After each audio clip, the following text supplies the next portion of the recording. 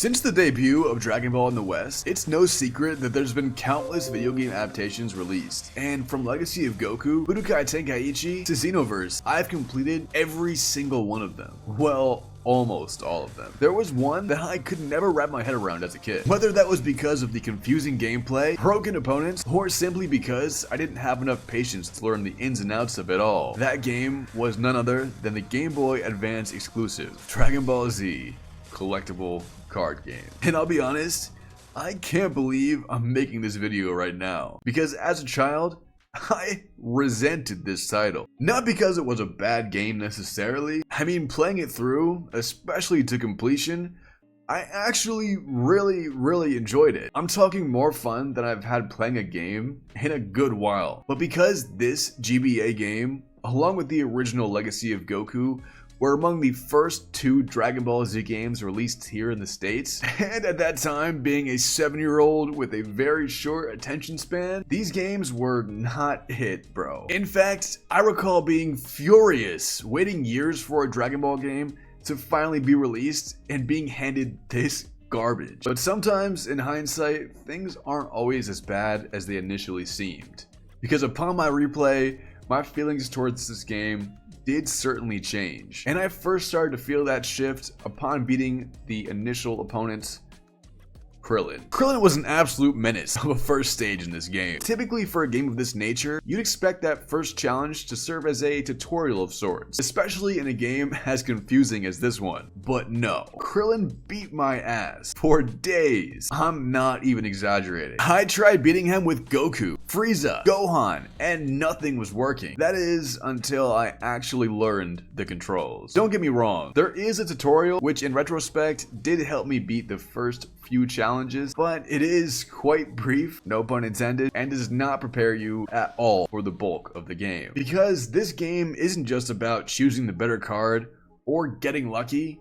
I mean, don't get me wrong, luck does have a good part to do with it, but learning to play the right card at the right time will go a long way. Each battle you will take turns being on the offensive and defense with your opponent, usually ending once one player has lost all of their life cards and in turn is defeated, with both gaining 3 cards per turn and typically being able to keep 1 card from the previous turn if it's unused, for a total of 4 possible cards. Certain cards will do more damage than others, inflicting upwards of 10 or more life points per hit, but typically these more powerful cards will require both you and your opponent to have a higher power scale. And while your power scale does increase by 1 or 2 notches per each turn, your opponent can easily knock those back down to 0 in as fast as 1 initial attack, especially in some of the later, more difficult challenges. And to counter this, you'll need to strategically place cards like Trunks' Sword Slash, which if the opponent is unable to defend, will increase your power scale a few notches. Gohan's Energy Defense, which upon using it to block an energy-based attack, will soar your power scale all the way to the top. Or my absolute favorite, Krillin's Hidden Power, which doesn't even have to land, because it will bring your power to the very top even if your opponent defends it. Having a higher number on your power scale will also allow you to strike using more powerful cards, damaging your opponent's HP and getting that victory before they had the chance to absolutely abuse you. And be wary,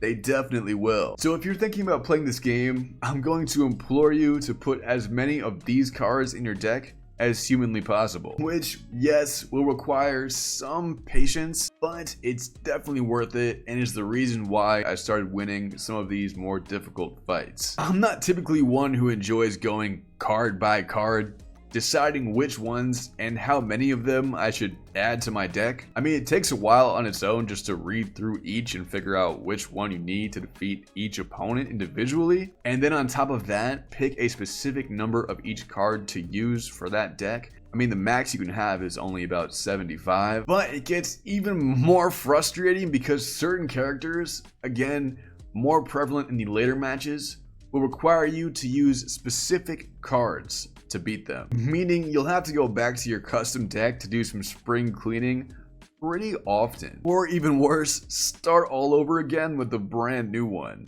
which yeah, It's a pain in the ass. For instance, in matches like with Gohan, you'll need to monitor his anger level and use specific cards to consistently bring it down. When attacking, certain cards will raise your anger level anywhere between 1 and 3 notches. Every time the character hits 5 on their anger stats, they will then go up a new level. This new level will grant you a new personality to use, like Goku's level 3, which will auto block certain attacks. Likewise, certain cards can also lower your opponent's anger, but Gohan would consistently hit level 3, and then I guess level 4, which would mean he won based on personality victory. And this at times would happen so damn fast, I didn't even know what happened. But long story short, once you learn an opponent's weakness or their strength, change up your deck immediately and utilize that to your advantage. Certain characters will specialize in physical or energy attacks, which can only be blocked by physical defense or energy defense cards, respectively. So make sure to always have the appropriate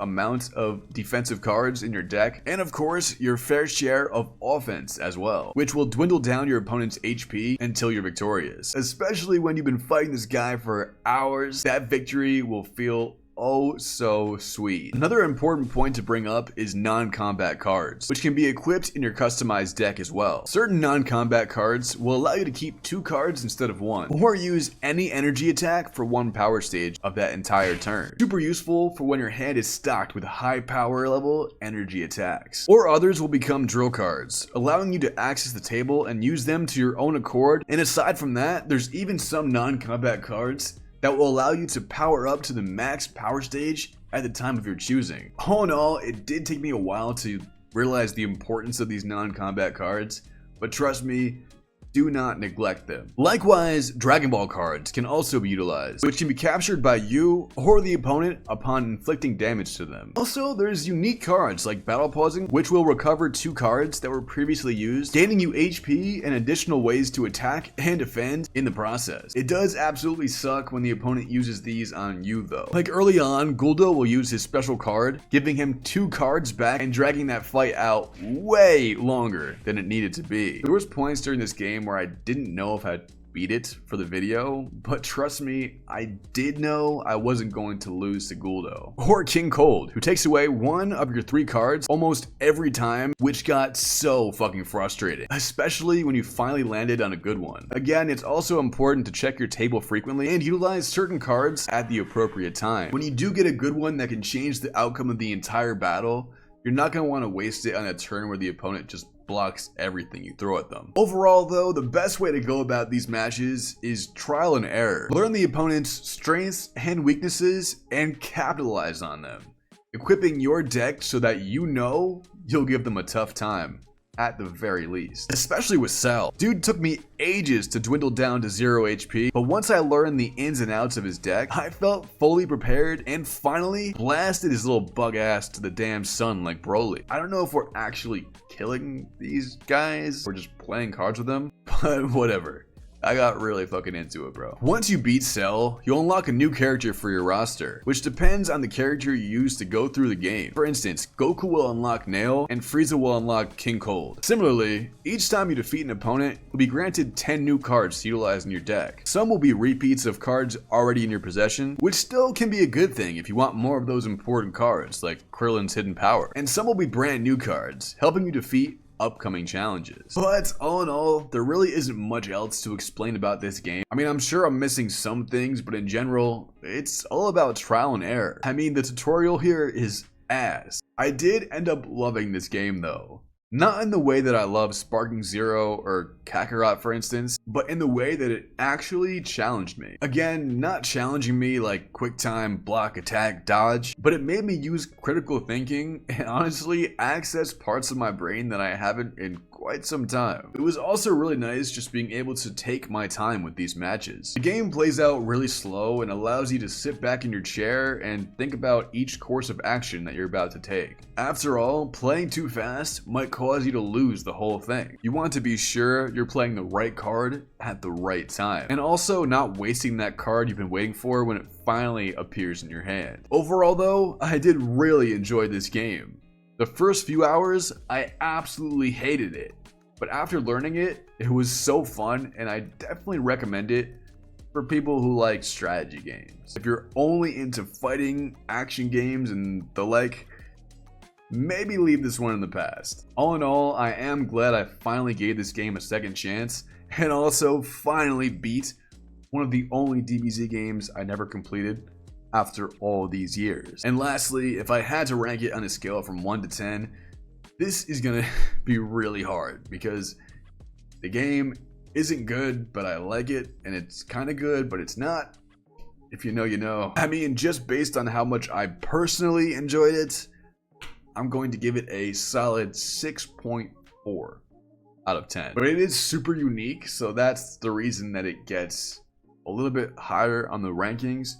But still, 6.5, above average, but not great, just based on how I enjoyed it. That's it. Anyway, guys, last but not least, if you guys did enjoy this video, make sure to smash that like button, leave a comment below on if you played this game before, if it's new to you, or what you thought of my video. And of course, if you haven't yet, subscribe. Thank you all so much. See you in the next video. Peace.